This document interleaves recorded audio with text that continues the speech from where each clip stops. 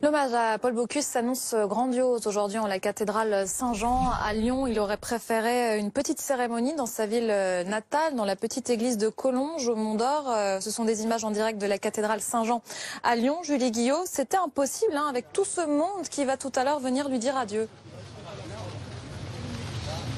Exactement, sa famille a dû trouver un compromis entre les souhaits de sobriété de Paul Bocuse et l'émotion planétaire qu'a suscité sa mort. 1100 personnes ont donc été invitées à la cérémonie religieuse qui se tiendra en la capitale Saint-Jean tout à l'heure. La famille, bien sûr, des personnalités, mais surtout des centaines de chefs venus du monde entier, car c'est bien la cuisine avec un grand C qui dit aujourd'hui adieu à son pape, son dieu, son empereur.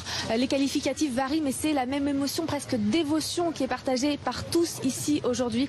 Le cercueil de Paul Bocuse sera d'ailleurs porté par les 4 chefs et les 4 maîtres d'hôtel de l'auberge familiale de Collonges, transformé en temple de la gastronomie par Bocuse, et ce cercueil sera accueilli à son arrivée à la cathédrale par une haie d'honneur formée par les chefs vêtus de leur veste de cuisinier immaculée. La cérémonie sera également suivie par des milliers de personnes sur le parvis de la cathédrale où 2 écrans géants ont été installés. On attend environ 6000 personnes au total ici, des anonymes qui ont déjà commencé à se rassembler ici malgré la pluie. Celui que tout le monde louait pour ses talents de cuisinier bien sûr, mais aussi pour sa générosité, son attention aux autres, son humour, sera ensuite inhumé dans l'intimité, dans son village natal de Collonges au Mont d'Or.